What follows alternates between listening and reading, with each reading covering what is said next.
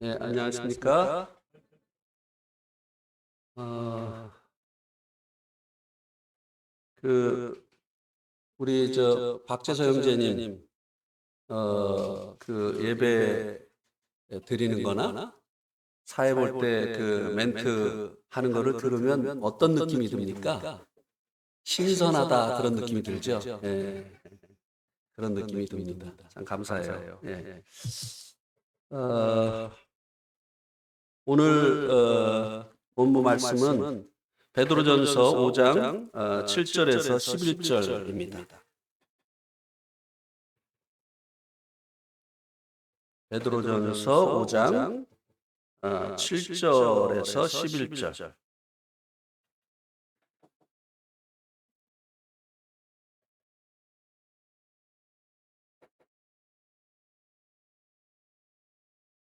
제가 한 절 읽고 여러분들이 한 절 읽으시고 이렇게 교독하시겠습니다. 너희 염려를 다 주께 맡기라. 이는 그가 너희를 돌보심이라.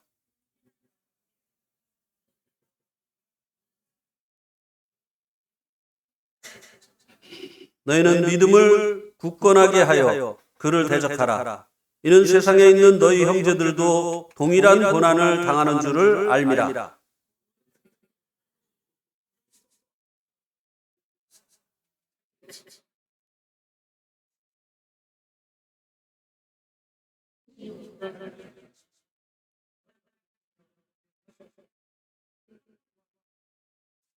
권능이 세세 무궁토록 그에게 있을지어다. 아멘. 오늘 이 본문으로 드릴 말씀의 제목은 너희 염려를 다 주께 맡기라입니다. 오늘 본문 말씀은 베드로전서의 마지막 부분입니다. 이 마지막 부분에서 베드로전서를 쓴 목적을 보여주고 있습니다. 그것은 고난 중에 있는 성도들을 위로하는 것입니다. 그래서 이제 7절 말씀에서는 너희 염려를 다 주께 맡기라고 말씀해주고 있습니다. 이 서신을 받아보는 이 성도들이 신앙의 이유로 인해서 고난을 받고 있었고 이 고난이 그들의 마음속에 염려를 일으키고 있는 것을 이 신앙의 선배인 베드로가 알고 있었기 때문에 이제 그 염려를 주님께 맡기라고 권면을 해주고 있습니다. 사단은 이 고난을 통해서 성도들에게 있는 그 믿음을 빼앗고 대신에 그들의 마음속에 염려를 집어넣습니다. 그래서 이 염려의 이 배후에 사단이 있다고 하는 사실을 이 고난의 배후에 이 사단이 있다고 하는 사실을 베드로가 앞서서 경험해서 잘 알고 있었기 때문에 이 염려로 이 고난으로 인해서 오는 이 염려를 주님께 맡기라고 권면을 해주고 있는 것입니다. 이렇게 이제 이 염려를 주님께 맡겨야 되는 그 이유를 그 다음 말씀이 말씀해주고 있는데요. 이는 그가 너희를 돌보심이라. 주님께서 성도들이 고난을 받을 때 그 고난의 순간을 보고 계시다고 하는 것입니다. 우리 한번 마태복음 6장 48절 말씀을 한번 보시겠습니다. 마태복음 6장 48절.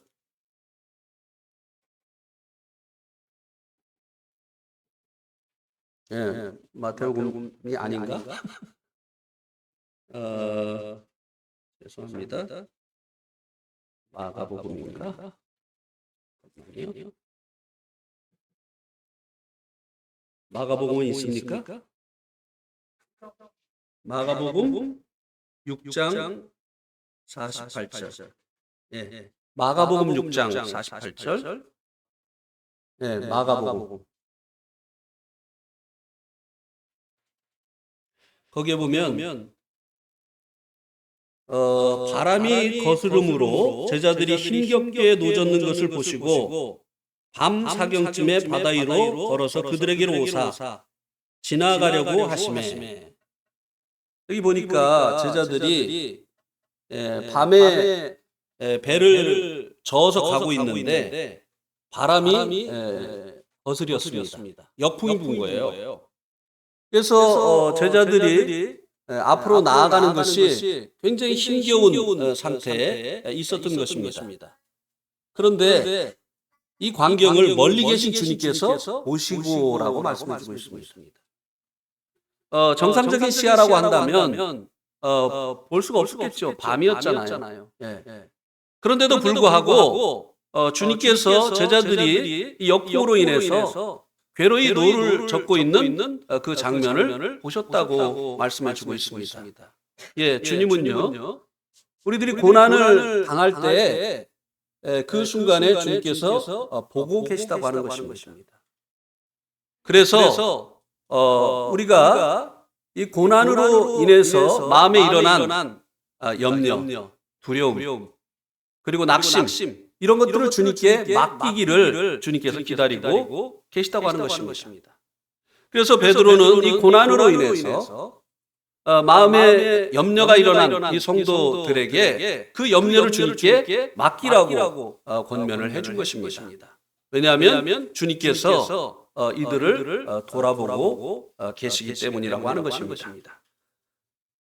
그래서 이제 8절에서는요, 이 염려를 맡기기 위해서 필요한 것 두 가지를 말씀해 주고 있는데요. 그것은 첫 번째는 근신하라고 하는 것입니다. 근신. 이 근신하라고 하는 것은 조심하라고 하는 것입니다. 그것으로 인해서 고난으로 인해서 당황하지 말고 또 조심할 뿐만 아니라 신중하라고 하는 것입니다. 우리가 이제 고난이 오게 되어지고 그것으로 인해서 마음에 두려움이나 또 걱정이나 낙심이나 염려가 있게 되어지면 신중하지 못하게 되어지는 이런 상태가 되어지잖아요. 그래서 그 문제 속에 빠져들어가게 되죠. 주님을 놓치게 됩니다. 그 문제만을 바라보게 되죠. 그래서 이 염려를, 고난으로 인해서 찾아온 염려를 주님께 맡기려고 하면 이 고난이 찾아와서 마음에 그 고난으로 인해서 염려가 일어날 때 근신하라고 하는 것입니다. 조심하고 이 고난으로 인한 염려로 인해서 저희들이 그 문제 속으로 빠져들어가지 않도록 조심하고 그리고 신중하라고 하는 것입니다. 또 이 고난의 배후에는 이 고난은 단순한 우리들에게 어려움만을 주는 것이 아니라 그 배후에 사단이 있기 때문에 조심하라고 하는 것입니다. 사단은 이 고난을 통해서 성도들을 염려에 빠지게 하고 그리고 염려나 낙심이나 두려움에 빠지게 하고 이런 상태에 있는 성도들을 자신이 원하는 대로 조정을 하려고 하는 것입니다. 우리 한번 민수기 21장 4절에서 5절 말씀을 한번 보시겠습니까? 민수기 21장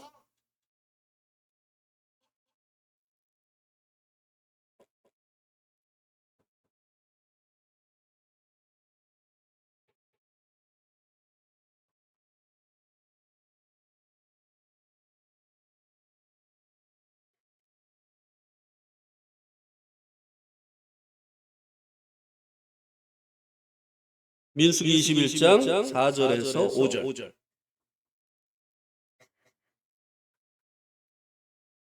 여기 이 말씀에 보면요, 백성이 호르산에서 출발하여 홍해길을 따라 에돔 땅을 우회하려 하였다가 길로 말미암아 백성의 마음이 상하니라.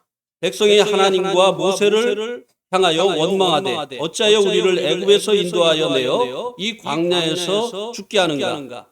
이곳에는 먹을 것도 없고 물도 없도다. 우리 마음이 하찮은 음식을 싫어하노라 하며 이 하찮은 음식을 싫어하노라 하며 이스라엘 백성들이 애굽에서 나와서 하나님이 약속하신 그 가나안 땅으로 가는 그 여정 중에 에돔 땅을 지나가야 됐습니다. 그런데 이제 이 에돔 땅은 지금 이제 요르단의 남부 지역에 있는데요. 가보신 분들은 가서 보아서 아실 겁니다. 거기 이제 페트라라고 하는 유적지가 있는데요. 이 페트라에 보면 1세기 때 그 네바티안이라고 하는 이 그 사람들이 그곳에 이제 왕국을 이루고 살았는데요. 그 지역은 다 사암으로 이루어져 있습니다. 농사도 지을 수 없고 또 뭐 다른 것들을 할 수 있는 그런 환경이 아니에요. 그래서 이제 그 지역에서 대대로 살던 사람들은 무역을 통해서 이제 생계를 유지를 했었는데요. 그 사암을 깎아서 이제 도시를 형성을 했기 때문에 그 지나가는 길이 사암 사이로 지나가야 돼요. 그래서 그 지역에 살고 있는 그 사람들이 허락하지 않으면요 절대로 그 지역은 지나갈 수가 없습니다. 그들이 만약 양쪽에서 숨어서 공격을 하면요 지나갈 수가 없는 그런 길이에요. 그래서 하나님께서 그들이 이제 에돔 사람들에게 이제 희생되는 것을 원치 않으셨기 때문에 이제 또 에돔 사람들과 전쟁을 하는 것을 하나님께서 원치 않으셨기 때문에 그 길을 우회해서 돌아서 가도록 하셨습니다. 그 길로 가면 이스라엘 사람들이 생각할 때 그들과 전쟁을 해서 해치우고 그리고 그 길로 가면 여행길이 이제 짧은 여행을 할 수가 있는데 돌아가다 보니까 그만큼 여행하는 그 기간이 더 많아지게 된 것으로 인해서 그들이 마음이 상했어요. 그래서 이제 이 상한 마음이 결국 어떤 일을 하게 했느냐면 그들을 애굽에서 인도해 내신 하나님과 그리고 하나님께 세움을 입은 이 모세, 그들의 인도자 이 모세를 원망하는 일을 하게 되어졌다고 하는 것입니다. 이렇게 우리들이 이제 어려움을 당하게 되어질 때 이제 우리가 주님을 믿고 주님의 인도하심을 따라서 사는 것이 손해보는 것처럼 손해보는 것 같은 이런 생각을 들게 하고 그래서 주님에 대한 우리를 인도하시는 그 주님에 대한 그 신뢰를 잃어버리고 또 주님을 대신해서 이제 주님께서 인도하시는 길을 가도록 이제 인도하는 인도자들에 대해서 원망하는 이런 일들이 일어나게 되어지는 것이죠. 사단이 그런 것을 원하는 것입니다. 우리들이 이제 어려움을 당하게 되어질 때 그 배후에서 사단이 그것으로 해서 우리의 마음이 상하고 때로는 낙심하게 하고 그리고 염려하게 하면서 사단이 우리의 마음을 조종하기를 원하는 것이에요.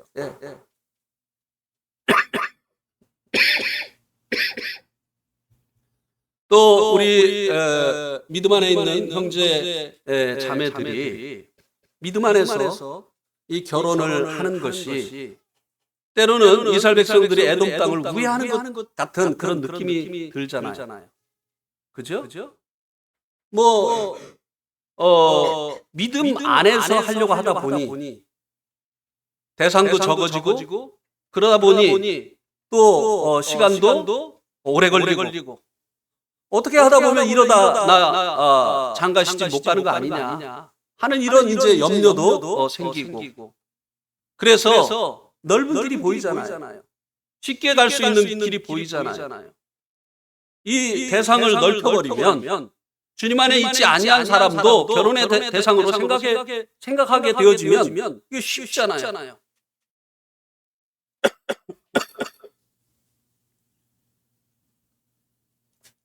그러니까 차라리 결혼하고 구원받을 걸. 구원받은 걸 후회하고 말이죠. 그리고 이제 왜 우리 교회 인도자는 이렇게 중매를 못하냐. 죄송합니다.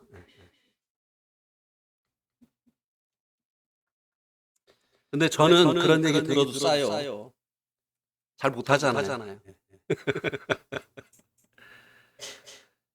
하여튼 사단이 이렇게 우리들에게 있는 그 어려움을 이용해서 우리들의 그 마음속에 염려를 일으키고 주님에 대한 믿음을 잃어버리게 하고 그리고 우리들이 육신으로 행하도록 획책을 한다고 하는 것입니다. 그래서 우리가 염려를 주님께 맡기기 위해서는 먼저 이 염려가 되어지는 일들이 일어날 때 조심해야 되고 신중해야 된다고 하는 것입니다. 그 다음에 두 번째는 깨어라고 말씀해 주고 있습니다. 깨어라. 고난은 믿음이 연약한 성도들의 마음속에 염려를 일으키게 하고 육신으로 행하게 한다고 말씀을 드렸습니다. 이스라엘 백성들이 길로 인해서 모세로 원망하는 것처럼 때로는 결혼이 늦어짐으로 인해서 세상에 눈을 돌린다든지 또 교회 인도자들을 원망을 한다든지 하는 이런 일들이 일어나는 것처럼 이렇게 이제 육신으로 행하는 이런 일들이 이제 일어나게 되는데요. 이것은 성도들이 이제 믿음 안에서 믿음으로 살지 아니하고 육신이라고 하는 이 본성대로 본성대로 말하고 본성대로 행동하는 것은 성도가 영적으로 잠을 자는 상태에 빠지게 되어지는 것입니다. 잠을 잔다고 하는 것은 실제적으로 아무런 활동을 하지 않는 상태를 얘기하잖아요. 그런데 이 영적인 잠은요 굉장히 활발하게 활동을 합니다. 어떻게 해요? 자기 마음대로. 주님의 뜻이 아닌 자기의 감정대로 자기의 마음대로 이렇게 이제 활발하게 활동하는 상태가 바로 영적으로 잠을 자는 상태라고 하는 것입니다. 영적인 이 잠에 빠진 성도들은 상당히 바빠요. 왜냐하면 이제 감정대로 또 자기의 그 원함대로 말하고 행동하고 움직이기 때문에 그렇다고 하는 것입니다. 그래서 고난을 당할 때 근신하고 깨어있지 아니하면 영적인 잠을 자게 되기 때문에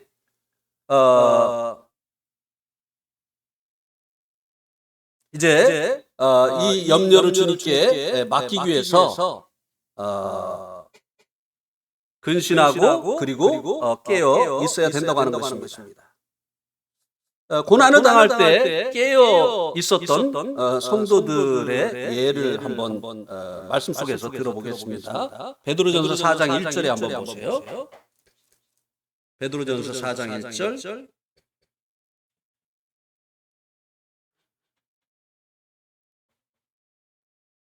베드로전서 4장 1절에 보면 그리스도께서 이미 육체의 고난을 받으셨으니 너희도 같은 마음으로 갑옷을 삼으라. 이는 육체의 고난을 받은 자는 죄를 그쳤음이니. 여기 이제 성도들도 그리스도께서 이미 육체의 고난을 받으신 것처럼 성도들도 고난을 받아들일 그런 마음을 가지라고 말씀해 주고 있습니다. 왜냐하면 육체의 고난을 받은 자는 죄를 그쳤기 때문이다 라고 말씀해 주고 있습니다. 이 말의 의미가 무엇인가 하면요, 고난을 받으면 죄를 그치게 된다라고 하는 말이 아닙니다. 죄를 그친 자들이 고난을 받게 돼 있다고 하는 것입니다.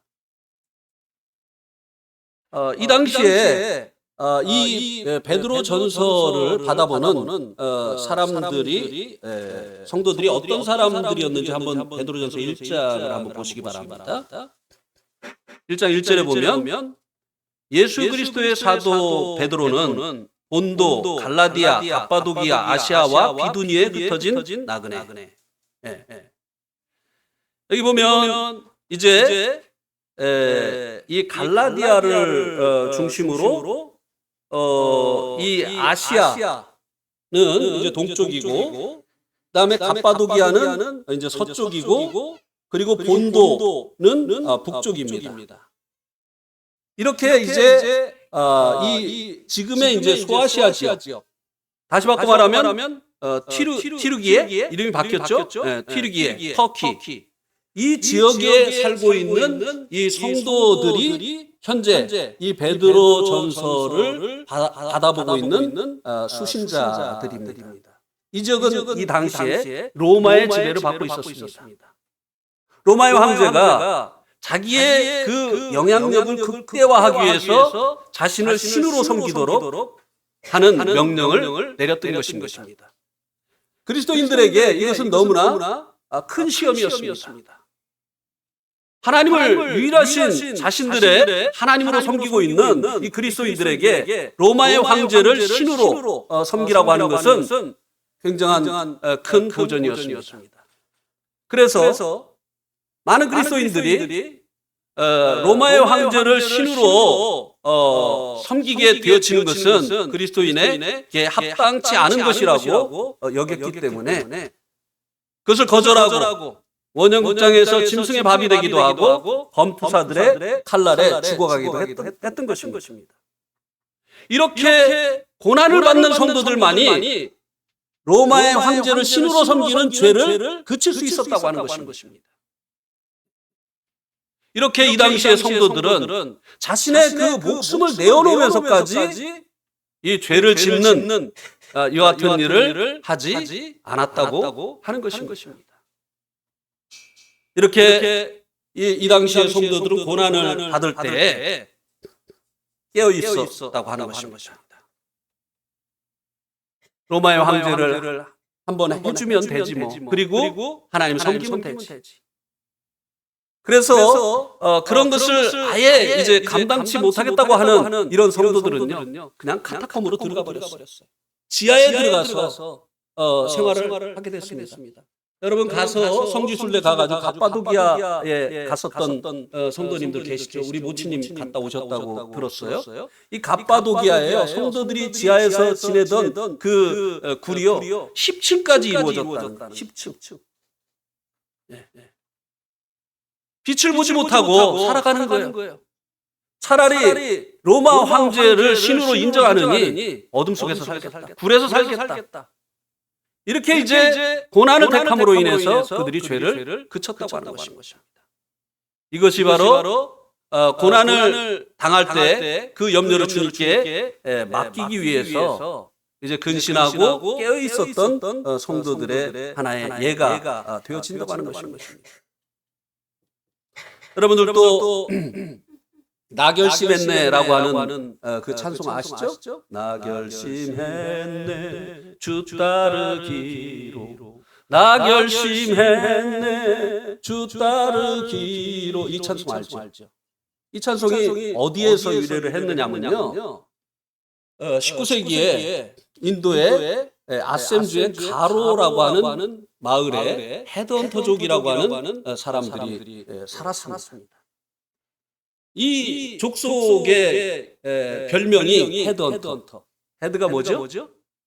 목을 사냥하는 이 종족. 아주 잔혹한 그런 종족이었죠. 전쟁에 나가서 이기면 자기들에게 패한 그 종족의 목을 잘라서 가져가는 거예요. 그리고 그것을 자기 집 앞에 걸어놓는 거예요. 그래서 장가갈 때가 되어지면 여자들에게 누가 인기가 있느냐면 그 해골을 많이 집 앞에 걸어놓은 그 총각이 인기가 있어요. 그래서 이 종족의 별명이 헤드헌터였어요. 그런데 19세기에 웨일즈에서 큰 붕이 일어나면서 웨일즈의 선교사가 이 헤드헌터족이 살고 있는 가로 마을까지 이제 복음을 전하러 오게 된 것입니다. 복음을 듣고요, 한 가족이 회심을 하게 됐어요. 예수님을 믿게 됐어요. 그런데 이 일이 그 주장의 마음을 불편하게 한 겁니다. 우리는 우리의 종교가 있고, 그리고 그 종교에 내가 이제 제사장인데 감히 우리 이 헤드헌터 종족의 마을에 살면서 다른 신을 섬긴다고? 그것도 우리나라 사람도 아니고 저 멀리 있는 사람, 또 이 시대 사람도 아니고 오래전에 그 1900년 전에 그 사람을 섬긴다고? 말도 안 돼. 그래서 이제 전 마을 회의를 소집하고, 그리고 이제 이 가족을 세웠습니다. 그리고 두 아들을 앞에 세우고 그들 앞에 궁수를 세워서 궁수들이 이제 활을 그 아들들을 향해서, 두 아들을 향해서 이제 겨냥을 하고 있게 했습니다. 그리고 묻습니다. 네가 예수 믿는 것을 취소하고 우리가 조상 대대로 섬겨온 우리의 신을 섬긴다고 지금 말한다고 한다면 너희 이 두 아들을 살려주겠다. 그러나 네가 계속 예수를 믿겠다고 한다면 이 두 아들은 이 궁수의 활에 오늘 죽을 것이다. 그때 이 사람이 갑자기 즉흥적으로 노래를 지어서 부르기 시작한 거예요. I have decided to follow Jesus. I have decided to follow Jesus. No turning back. No turning back. 나 결심했네, 주 따르기로. 나 결심했네, 주 따르기로. 나는 뒤돌아서지 않겠네. 그러자 궁수들이 그 두 아들을 발을 쏴서 죽었습니다. 그리고 이제 부인을 세웠어요. 그리고 부인 밑에는 불타는 이 화로가 있었습니다. 그리고 또 묻습니다. 네가 지금이라도 예수를 부인하고 우리가 조상제대로 섬겨오던 그 신에게로 돌아온다고 한다면 네 부인을 살려주겠다. 그렇지 않으면 네 부인은 이 불구덩이에 들어가는 것이다. 그러자 그가 또 즉흥적으로 만든 이 노래를 부르기 시작했습니다. Though no one joins me to follow Jesus. Though no one joins me to follow Jesus. No turning back. No turning back. 모든 사람과의 관계가 끊어진다 할지라도, 모든 사람과의 관계가 끊어진다 할지라도 뒤돌아서지 않게. 그리고 그 아내가 그 화로에 던져져서 죄가 됐습니다. 마지막으로 너다. 네가 이제라도 예수를 부인하면 너는 살려주겠다. 그러자 그가 또 노래를 부르기 시작했습니다. The world behind me, the cross before me. The world behind me, the cross before me. No turning back, no turning back. 세상은 내 뒤로, 십자가는 내 앞으로.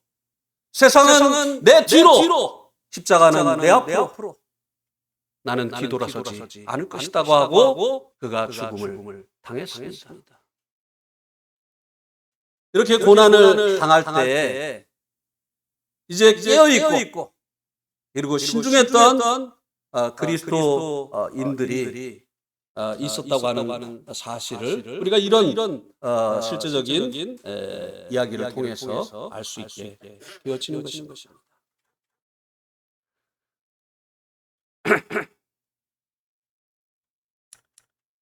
이 고난의 배후에는 그 다음 말씀을 보면 너희 대적 마귀가 우는 사자같이 두루다니며 삼킬 자를 찾고 있다고 하는 것입니다. 이 고난의 배후에 바로 마귀가 있고 이 마귀가 마치 먹이를 찾는 이 우는 사자같이 다니고 있다고 하는 이 말씀이 이 고난을 통해서 마귀가 우리들을 자신이 원하는 대로 살도록 하려고 하고 있다고 하는 것을 말씀해 주고 있습니다. 그다음에 이제 이 고난의 때 염려가 마음에 자리를 잡지 못하게 하려면 이제 9절에서 말씀해 주고 있는데요. 너희 믿음을 굳게 하여 그를 대적하라고 말씀해 주고 있습니다.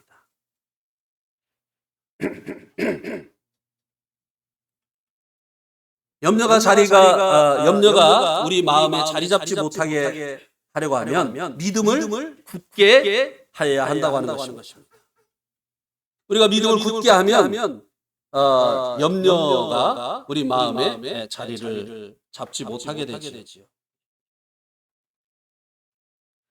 또 이 믿음을 굳게 하는 것이 바로 마귀를 대적하는 방법이기도 하다고 하는 것입니다.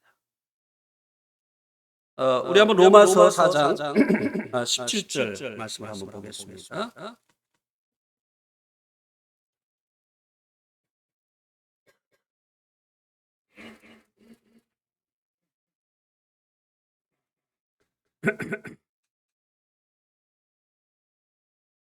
물론 그 가로마을에 순교한 그분이 영어로 하진 않았어요. 힌디로 했죠. 힌디. 아셈 말로 했겠죠. 아말레 몰라이 부알레 몰라이 야겠다 뻔히 이렇게 했겠죠. 그렇게 했는데 나중에 이제 썬다싱이라고 하는 인도의 그 전도자가 이 구전으로 전해오던 그 마을에서 유래되어진 이 노래를 영어로 만들어서 전 세계에 알려지게 되어진 것입니다. 로마서 4장 17절에 보면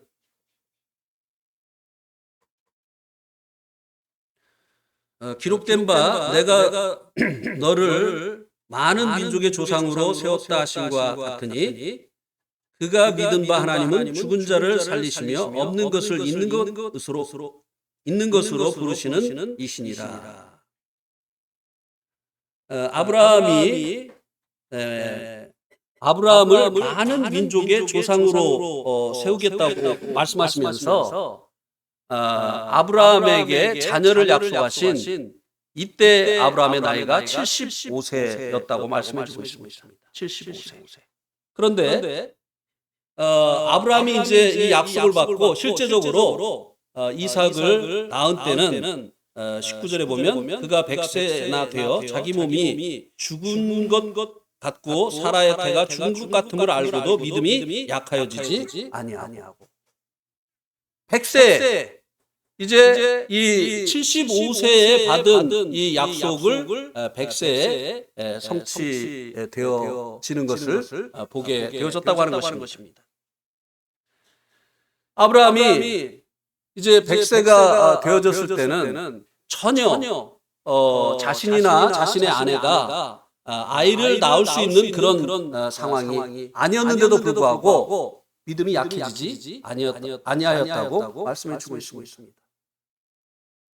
이렇게 이제 우리들이 이제 믿음으로 사는 이와 같은 일에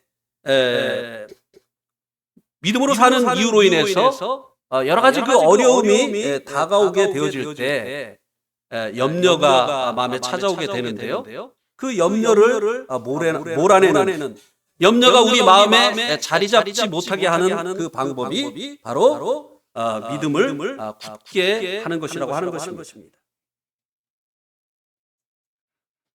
하나님께서 약속하셨는데 그 약속하신 일이 속히 이루어지지 아니할 때 우리의 믿음이 약해지죠. 의심이 생기죠. 사단이라고 하는 이 말의 뜻이 의심을 뿌리는 자라고 하는 뜻도 있다고 합니다. 그래서 사단이요, 우리가 믿음으로 살려고 하면 믿음의 반대가 뭐죠? 의심이잖아요. 우리가 믿음으로 살지 못하도록 우리 마음 가운데 의심을 자꾸 일으키는 거예요. 이게 정말 이루어질까? 뭐 이런 상황에서 어떻게 그런 일이 이루어질 수 있겠어?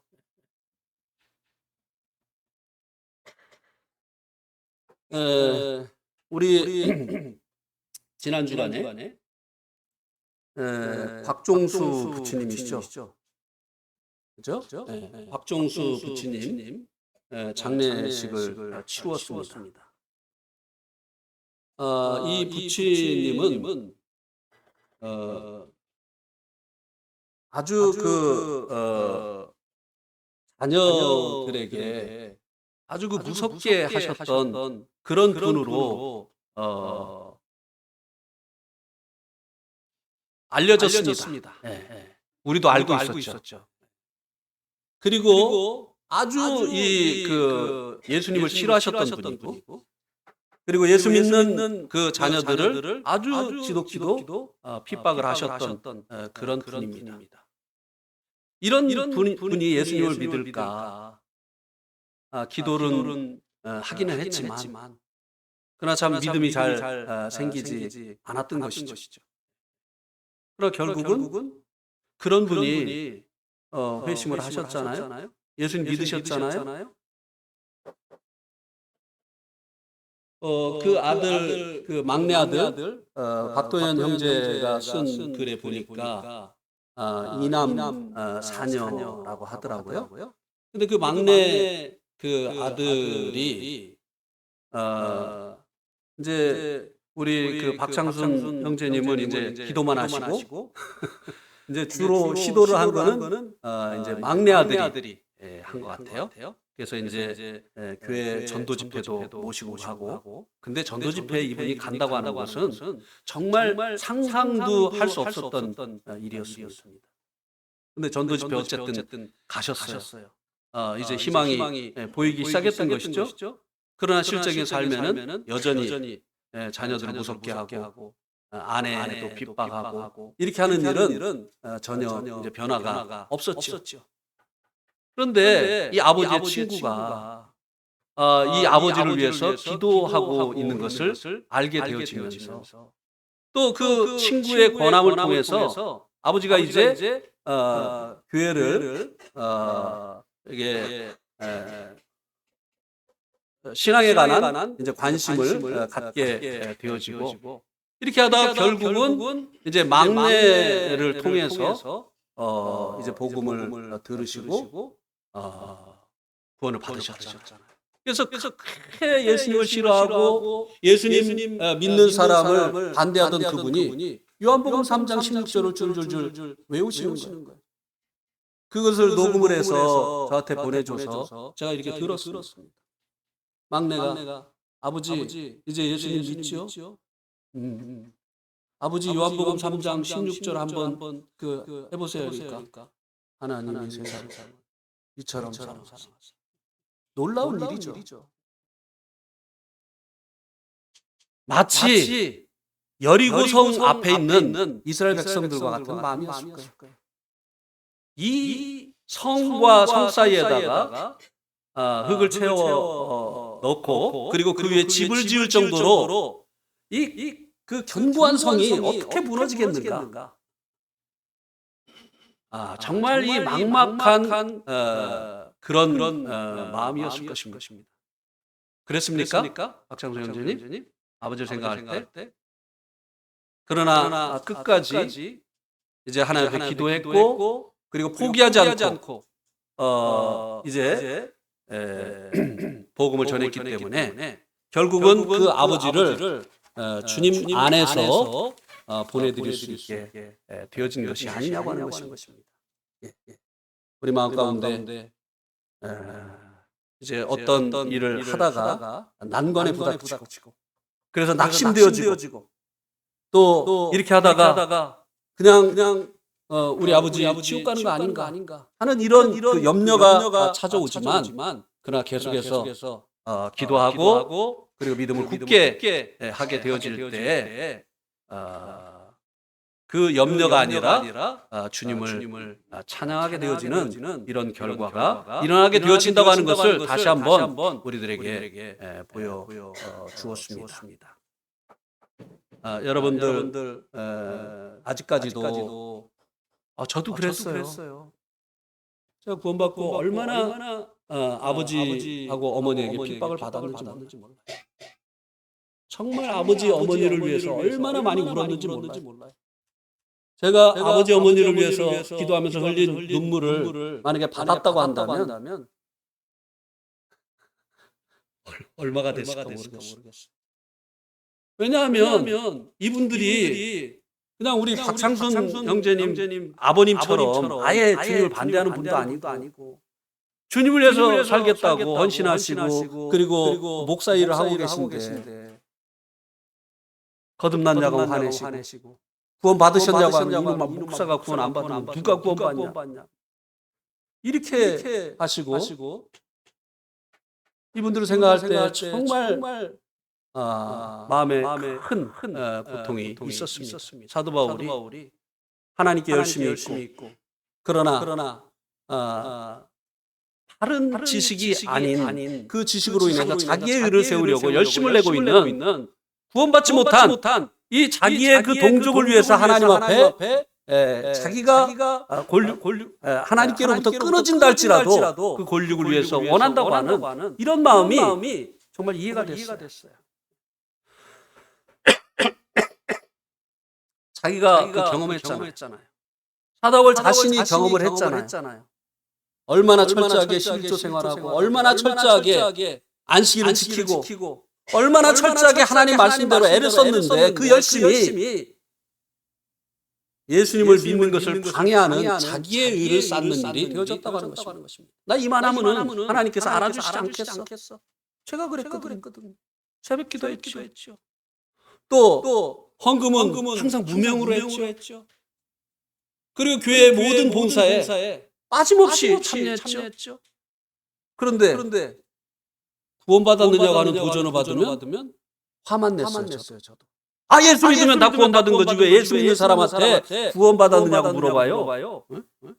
이렇게 화만 냈어요. 그런데 저희 아버지의 모습이 저하고 똑같은 거예요. 구원받고 보니까.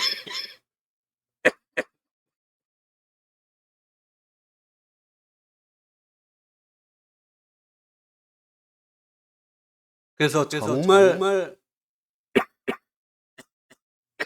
죄송합니다. 아버지에게 정말 많은 핍박을 받았어요. 너는 이제 족보에서 파낸다. 보석에서 파낸다. 넌 내 아들 아니다.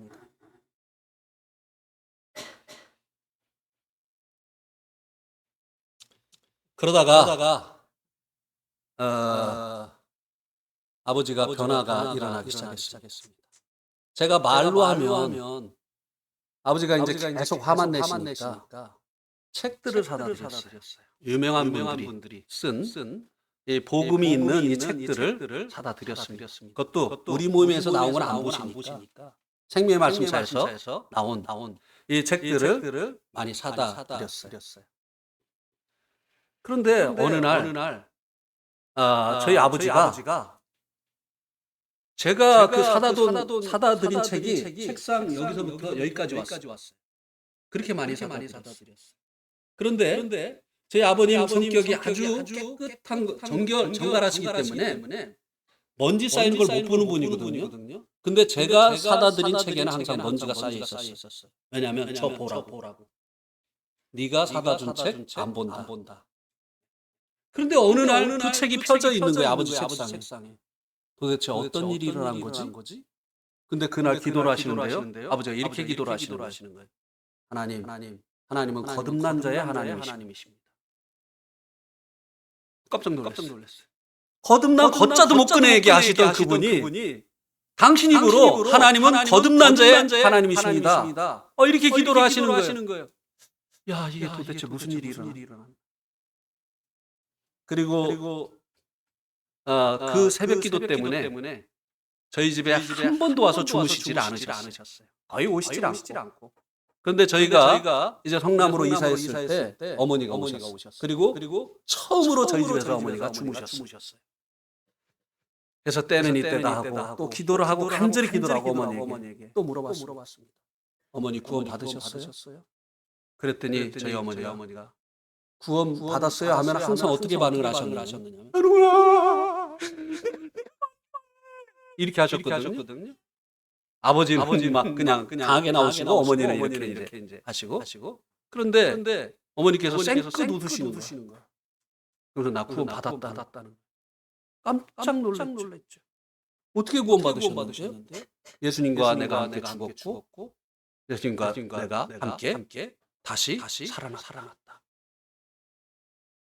옛날엔 그거 몰랐어요? 그랬더니 알았는데 내 것이 아니었어.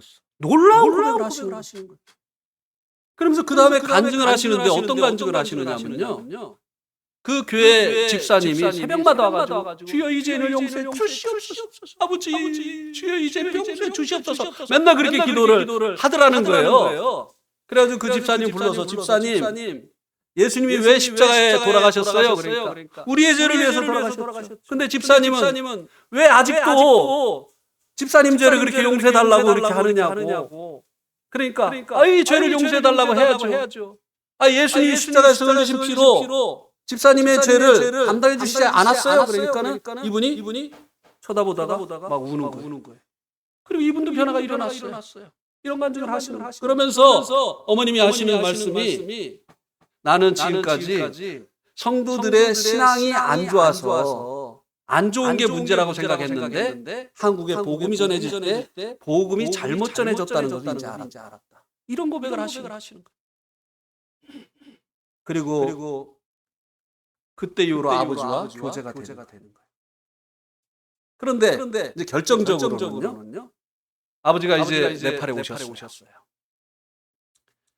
그 전주 수요일 날 네팔 형제들이 구원 간증을 했습니다. 그래서 이제 제가 아버지에게 통역을 해드렸어요. 그랬더니 아버지가 집에 돌아오셔서 현웅아 다음 주 수요일 날은 내가 구원 간증을 좀 하면 어떻겠냐 이렇게 얘기를 하셨어요. 너무 감사했어요. 그렇게 하시면 좋죠. 그런데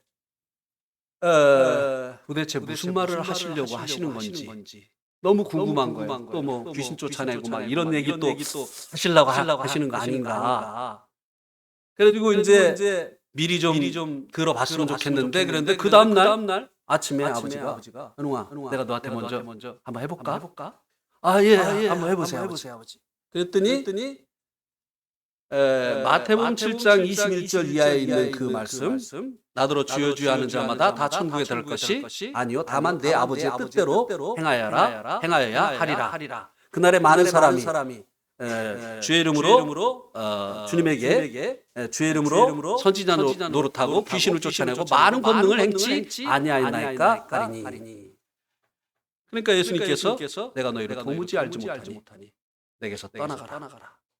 이 말씀이 늘 아버지의 마음에 어려움을 주었다는 거예요. 왜냐하면 그때 처음 알았어요. 저희 아버지가 젊어서부터 저기 충북 청원 강내면 석파리에서 여기서 가까운 172번지에서 거기에서 아주 젊었을 때부터 귀신 쫓아내고 이러는 그 분으로 아주 이름을 날렸다는 거예요. 그래가지고 여기저기 불려다니면서 귀신도 쫓아내고 그다음에 나중에는 주님의 종이 되겠다고 해서 이제 목사님이 되시고 그래서 선지자 노릇도 하고 귀신도 쫓아내고 권능도 행했는데 이만하면 됐지 왜 모른다고 하시는지 주님이 왜 내게서 떠나라고 하시는지 이것에 대한 항상 의문이 있었고 만약에 주님 앞에 내가 섰는데 주님이 나에게 너 모른다 그러면 어떡하나 하는 이런 두려움이 있었다는 거예요.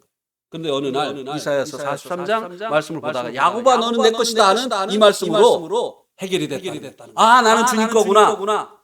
그렇게 간증을 하시더니 현웅아 됐냐? 그러는 거예요. 아직 안 되셨네요. 그래서 왜 아버지가 주님의 것이 되어졌는지 이제 주님의 보혈로 아버지를 값주고 사셨기 때문에 아버지가 이제 주님의 것이 되어진 것을 자세히 풀어서 말씀을 해드렸어요. 그리고 점심시간에 아버지가 이제 기도를 하라고 하시니까 아버지 하나님 저를 이 네팔에 보내주셔서 저를 구원해 주셔서 감사합니다 하면서 눈물로 기도를 하셨어요.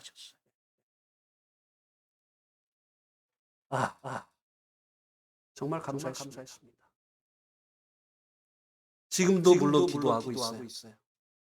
저는 아버지의 마지막 생애를 진리 안에서 주님 섬기다 가시기를 원하거든요. 근데 그걸 그렇게 고집을 부리시네요. 그래도 계속 기도를 하고 있습니다. 그래서 우리 마음 가운데 어떤 어려운 일들로 인해서 염려가 찾아오려고 할 때 이 염려를 이기는 이와 같은 방법은 믿음을 굳게 해주는 것이라고 하는 것입니다. 그리고 어려움을 당할 때 믿음을 굳게 해주는 또 하나의 방법을 이 말씀이 얘기해 주고 있습니다. 여기 보면 9절에 보면 끝부분에 이는 세상에 있는 너희 형제들도 동일한 고난을 당하는 줄 알미라.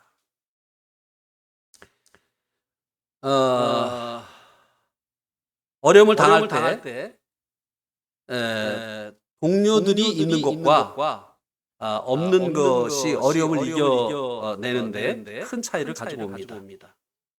나 혼자만 이런 어려움을 당하고 있다고 생각을 했는데 나와 동일한 고난을 당하고 있는 이들이 있다는 사실을 알게 될 때 이것이 얼마나 큰 위로가 되어지느냐고 하는 것입니다. 베드로는 앞서서 이것을 경험을 했기 때문에 이 사실을 이제 고난 중에 있는 이 성도들에게 알려주고 있는 것입니다. 그들이 흔들리지 않고 믿음을 굳게 하기를 원했었지요. 제가 방금 전에 말씀드린 것처럼 구원받고 아버지에게 복음을 전하다가 배척을 받을 때였습니다. 그때 이제 이윤범 형제님의 간증을 듣게 됐습니다. 이윤범 형제님을 아시는 분들도 계시고 모르시는 분들도 계실 텐데요. 그분은 대한예수교 장로회의 목사님이셨습니다. 김제 지역에서. 그런데 이제 복음을 아는 형제를 통해서 복음을 듣고 이분이 구원을 받으신 거예요. 그리고 이제 그 목사 이분이 이제 침례를 받으신 겁니다.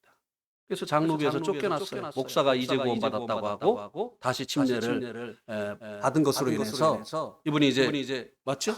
네, 참 잘하시고 거기 분이십니다. 그래서 이제 쫓겨나셨어요. 그리고 이제 먹고 살아야 되잖아요. 그러니까 이분이요 보따리 장사를 하셨어요. 목사님 하시던 분이 이제 복음 때문에 이제는 보따리 장사를 하시고 근데 목사님 하시던 분이 이게 장사치들이 하는 일을 하려고 하니 가가지고 이제 이 옷을 그 메고 가가지고 이제 그 집을 이제 그 집 대문을 이제 두드리는 거예요. 큰 소리도 못 내요. 옷 사이소. 이분이 전라도에서 하셨는데 경상도 분이에요. 옷 사이소. 누가 나오면 도망가는 거예요. 그러니 이게 장사가 되느냐고요. 이 간증을 듣는데요. 얼마나 나 같은 분이 또 있구나. 나보다 더 하신 분이 있네. 그 간증을 듣는데 정말 큰 위로가 되고 힘이 되어지더라는 것입니다. 그래서 우리들이 믿음으로 인해서 어려움을 겪을 때 나뿐만이 아니라 다른 사람도 나와 동일한 어려움을 겪고 있다거나 고난을 받고 있다고 하는 이런 간증을 듣는 것만으로도 우리들의 믿음을 굳게 할 수 있게 되어진다고 하는 것입니다. 그다음에 이제 마지막으로 하나님께서 고난을 허락하신 이유에 대해서 10절에서 말씀을 해주고 있습니다. 하나님 왜 그러면 이 성도들에게 고난을 허락을 하시느냐라고 하는 것입니다. 그것은 끝부분에 있는데요. 잠깐 고난을 당한 너희를 친히 온전케 하며 굳건하게 하며 강하게 하시며 털을 견고하게 하시리라. 이것이 고난을 성도들에게 허락하시는 이유라고 말씀해 주고 있는데요. 그 전에 먼저 하나님을 이제 모든 은혜의 하나님 곧 그리스도 안에서 너희를 부르사 자기의 영원한 영광에 들어가게 하시니라고 소개를 해주고 있습니다. 이것도 성도들의 그 믿음을 굳게 해주기 위해서 이런 하나님이시다. 우리의 하나님이 이런 하나님이시다 라고 말해주면서 고난 가운데 있는 성도들에게 그 고난으로부터 이 하나님께로 눈을 돌리도록 이 주님께로 눈을 돌리도록 하고 있는 것입니다. 베드로가 주님을 바라볼 때는 무리를 걸어갔습니다. 문제를 걸어갔어요. 문제에 빠지지 않았습니다. 그런데 그 파도를 바라보게 되어질 때 그 파도 속으로 빠져들어갔잖아요. 우리가 문제로 인해서 그 문제 속에 빠지는 것은요, 그 문제가 아닙니다. 우리가 문제보다 더 크신 주님을 바라보지 못하기 때문인 거예요. 주님을 바라보면 우리가 문제를 극복할 수 있는 것이에요. 오히려 문제를 통해서 영적인 유익을 얻을 수 있는 것입니다. 그래서 이제 이 베드로가 고난 가운데 있는 이 성도들에게 주님이 어떤 분이시냐, 우리 하나님이 어떤 분이시냐, 모든 은혜의 하나님이시다.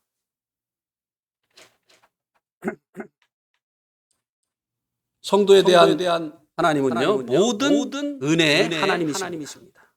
그래서 성도들에게 당한 모든 일이요, 하나님의 은혜라고 하는 것입니다. 여러분 이걸 믿으시기 바랍니다. 여러분에게 당한 모든 일이 하나님의 은혜입니다. 그래서 우리에게 닥치는 이 고난도 하나님의 은혜라고 하는 것입니다. 우리에게 유익되지 않을 것을 하나님께서 허락지 않는 거예요. 좋은 일만 하나님의 은혜가 아니에요. 우리가 생각할 때 정말 이 어려운 일, 왜 나한테 이런 어려운 일이 일어났을까 하는 그 어려운 그 고난도 하나님의 은혜라고 하는 것입니다. 이 고난이 왜 은혜인지는 고난을 주신 그 이유에서 우리가 알 수 있게 되어질 것입니다. 그래서요, 이 고난도 하나님의 은혜다 라고 하는 것을 깨달은 성도들은요, 자기에게 닥친 이 고난을요, 고난이라고 쓰고 뭐라고 읽는다고요? 은혜라고 읽습니다. 그죠? 여러분 앞으로 그렇게 하시기 바랍니다. 내게 닥친 이 고난을 고난이라고 쓰고 그 다음에 어떻게 읽어요? 은혜로다. 그 다음에 이제 하나님은요, 영원한 영광에 들어가게 하신이라고 하는 것입니다. 이 성도들이 전에는요, 지금은 영원한 영광에 들어가게 되어졌지만, 전에는 죄로 인해서 우리들이 범한 죄로 인해서 하나님의 영광에 이르지 못하던 그 같은 자들이었습니다. 그런데 이제 주님께서 이 땅에 오셔서 고난을 통해서 구원자의 영광을 얻게 되심으로 인해서 우리는 먼저 구원자의 영광을 얻으신 주님으로 인해서 우리가 주님의 그 영광 가운데 나아갈 수 있게 되어졌다고 하는 것입니다. 그리고 이제 이 영광의 주님이 영으로 우리와 함께 하시면서 우리들의 모든 것이 되어주신다고 하는 것입니다. 이 영광이라고 하는 것은요, 그냥 문자 그대로는 광채인데요. 그런데 이 영광은 주님의 본체를 말하는 것입니다. 그리고 주님의 임재를 말하는 것입니다. 그리고 그분의 능력과 지혜와 그분의 거룩과 그분의 모든 그 성품을 말하는 것이 바로 이 영광이라고 하는 것입니다. 영광의 주님께서 영으로 우리와 함께 하시면서 우리들이 살아가는 동안에 필요한 모든 것이 되어주신다고 하는 것입니다. 영원한 영광에 들어가게 하셨다고 하는 이 말씀의 의미 속에 이 의미가 있는 것입니다. 여러분들의 주님은 모든 것이 되십니다. 여러분의 결혼도 되시고 아직 결혼 안 하신 분들은 여러분들의 결혼도 되시고 생활에 어려움이 있는 분들은 여러분들의 그 경제도 되시고 여러분들에게 있는 그 어려움들을 해결해 주시는 열쇠도 되시고 주님은 여러분들에게 있는 모든 것에 모든 것이 되시는 분이시라고 하는 것입니다. 그리고 주님 다시 오시는 그날에 우리도 그 주님의 영광을 입고 주님을 있는 모습 그대로 보고 영광의 그 나라에서 영원토록 살게 하실 분이시라고 하는 것입니다. 우리가 이것을 생각하면요, 이 땅에서 우리가 겪는 어려움들 이런 것들 잠시 잠깐이잖아요. 그러니까 그것을 이길 수 있는 거예요. 이것은 잠시 잠깐이고 주님께서 허락하신 이 영광은 영원한 영광이기 때문에 이것을 이겨낼 수 있게 되어진다고 하는 것입니다. 고난을 허락하신 그 이유를 보면요, 신이 너희를 온전하게 하신다고 했습니다. 이 온전하게 하신다고 하는 이 말의 의미는요, 성도를 자신의 신분에 걸맞는 상태를 만들어 낸다고 하는 것입니다. 고난이. 우리가 이제 예수를 믿을 때 하나님의 자녀가 됐잖아요. 우리의 신분이 마귀의 자녀에서 하나님의 자녀가 됐어요. 그런데 우리의 상태는 하나님의 자녀처럼 온전하게 되어지지 못했습니다. 그래서 이 고난을 통해서 하나님께서 우리들을 이제 우리의 상태까지도 아들의 그 맏아들 되시는 주님의 그 상태에 이르도록 하신다고 하는 것입니다. 그래서 고난이 필요한 것이에요. 그래서 로마서 8장 28절에 보면 하나님께서 우리를 부르셔서 아들의 형상을 본받게 하시기를 원하신다고 말씀해 주고 있습니다. 오늘 또 제가 읽은 로마서 5장 3절 이하에 보면 우리가 환난 중에도 기뻐한다. 왜냐하면 환난은 인내는 연단은 소망을 이루는 줄 알기 때문이다. 여러분 또 이 고난이 많은 성도들은요, 주님께서 그 사람을 쓰시기를 원하시는 뜻이 있는 거예요. 그렇습니다. 그러니까 나는 왜 이렇게 어려움이 많지? 아니요. 고난이 뭐라고요? 은혜예요. 하나님께서 나를 이제 연단하시어서 쓰시기를 원하시는 거예요. 아무 일도 없는 거 이거 좋은 거 아니에요. 그 다음에 나옵니다. 둘째는 굳건하게 하시고 강하게 하십니다. 이 고난이요. 어떤 어려움이나 유혹에도 요동치 않는 자가 되게 하신다는 것입니다. 우리 한번 신명기 32장 11절 한번 말씀 보실까요? 신명기 32장 11절.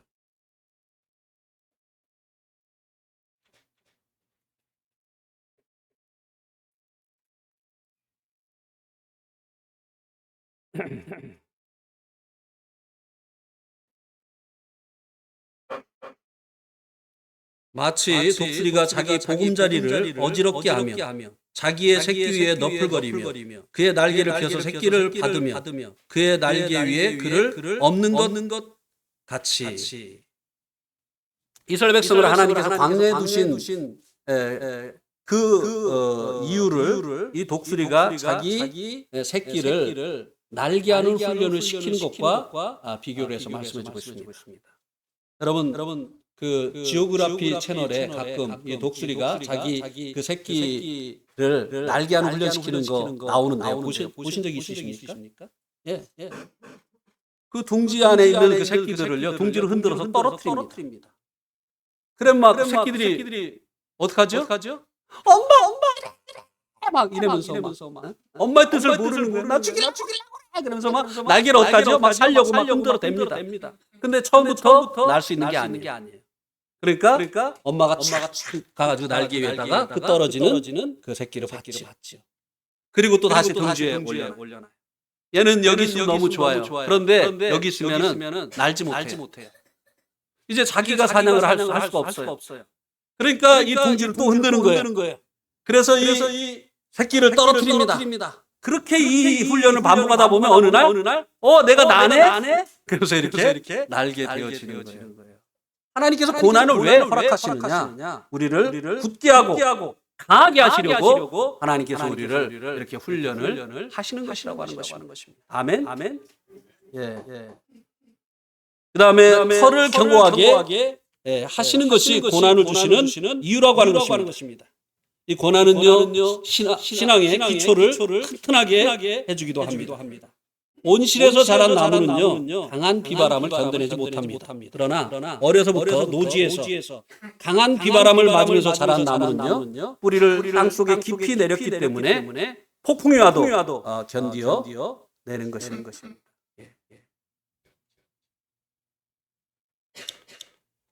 그래서요, 마지막으로 하나님을 찬송을 하고 있는데요. 이런 하나님. 고난을 오히려 이용하셔서 우리들을 더 온전케 하시고 강하게 하시고 우리들의 믿음의 터를 굳게 하시는 이 하나님을 찬송을 하고 있는데요. 어떻게 찬송을 하고 있습니까? 권능이 세세 무음토록 그에게 있을지어다. 아멘. 사단은 고난을 통해서 우리를 염려에 빠지게 하고 낙심하게 하고 두려움에 빠지게 해서 육신으로 행하게 하려고 하지만 하나님께서는 오히려 모든 권세를 가지고 계신 이 하나님께서는 사단의 이 시도까지도 이용하셔서 우리를 오히려 온전케 하시는 이와 같은 일을 이루시는 하나님이시라고 하는 것입니다. 우리가 이것을 알게 되어질 때 고난 중에도 하나님을 찬송할 수 있는 것이죠. 어려운 가운데서도 하나님을 찬송할 수 있는 것입니다.